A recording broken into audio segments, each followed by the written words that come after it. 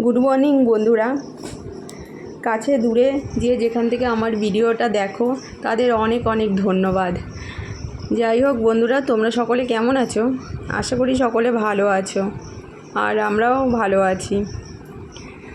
বন্ধুরা দেখো, এই যে সকালবেলা আমি কিছু রান্না করলাম, সেটা হলো ডাল আর সবজির তরকারি করেছি।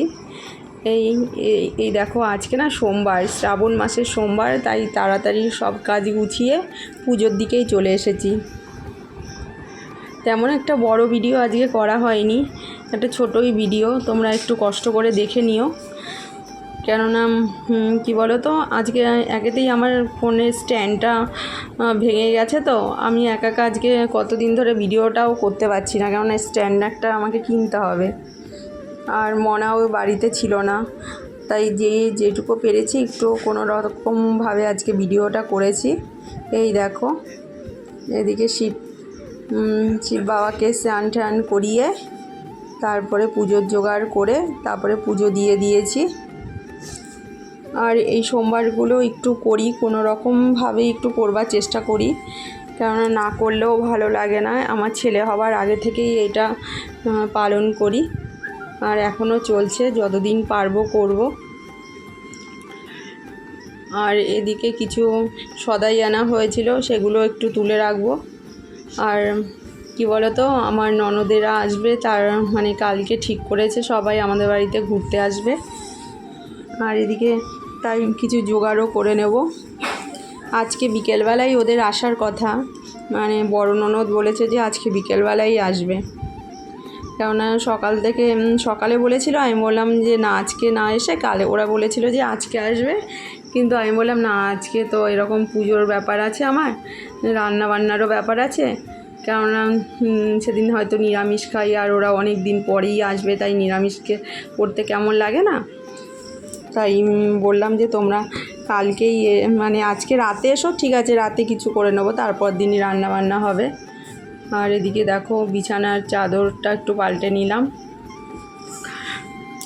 আর ওই যেগুলো নিয়ে এসেছিলো সদাই, ওগুলো আবার ঠিকঠাক করে কৌটোর মধ্যে রেখে দিলাম। আর যেহেতু আমার বাচ্চার ঘর না, একটু ভালো করে জানো তো বিছানার যে একটা চাদর রেখে দেবো, ও বাবা যেন না ও উঠে হুড় করে একদম সব উলট পালট করে দেয় বলে তেমন একটা আমি গুছিয়েও রাখতে পারি না। আর এদিকে দেখো, আমার পুজোও হয়ে গেছে। আর এইটা হলো রাত্রে ওরা সন্ধ্যাবেলায় চলে এসেছে। আর এটা হলো আমার ভাগ্নির মেয়ে। আর তেমন একটা প্রথম অবস্থায় ভিডিও করিনি, কেননা কি বলো তো, আমার বড় ননদ ওরা একটু বয়স্ক ধরনের, ওরা হয়তো বুঝবে কি বুঝবে না জানি না, ব্লগ বলে কিছু হয়, তাই আমি প্রথমেই করিনি।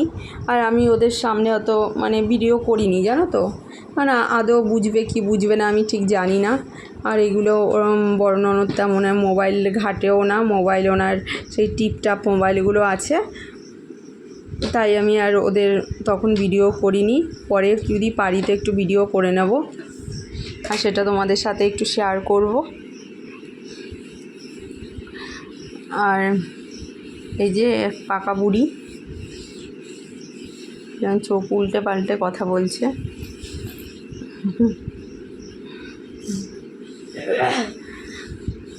আর ওর ভিডিও আমার মেয়ে একটু করেছিল বলে সেটাই তোমাদের সাথে হলো শেয়ার করছি। আর এদিকে আমি একটু শাক রেডি করে রাখছি। শাকটা হলো কি বলো তো, কালকে দেখি আর ভাবছি ভাতেরই সব আইটেম করব, যেহেতু ওরা বিরিয়ানি বলো, ফ্রায়েড রাইস বলো, ছোটো জামাই মানে ছোটো নন্দে জামাই আর ননদ ওরা খায়, কিন্তু বড় যে উনি খায় না, তাই ভাবছি সব ভাতেরই আইটেমগুলো করব। ভেবেছি যে কালকে দেখি ওই শাকটা দিয়ে মাছের মাথা বা বাদাম দিয়ে যাই হোক করব ভেবেছি। আর পটলটাও কেটে নিয়েছি। আর সকালবেলা ওটা শেয়ার করা হয়নি, আদা রসুন পেঁয়াজটাও আমি যতটা পেরেছি কুটে বেটে রেখেছি। আর শাকটাও ওই রাতে একটু গুছিয়ে রাখছি। আর কি বলো তো, একটু গুছিয়ে গাছিয়ে রাখলে না, তারপর দিন একটু তাড়াতাড়ি হয়ে যাবে। আর দেখো, ওই যে ও টিপ পরবে, সাজবে, আর বলছে কি যে একটা টিপ পরেছে, ও আবার বলছে কি আমার মতনই টিপটা আবার কালো, জানো, এরকম নিজেই বলছে নিজেকে। আর আমরা সবাই না হাসাহাসি করছি। আর এটা কি বলো তো, আমার ছেলের একটু টিফিন। আর এদিকে আমি রান্না করেছি, ডাল ভাতই করেছি। আর এই দেখো, এইটা হলো আমার ছেলের জন্যই করে রাখছি। যাই হোক বন্ধুরা, যদি ভালো লাগে লাইক কমেন্ট শেয়ার করো।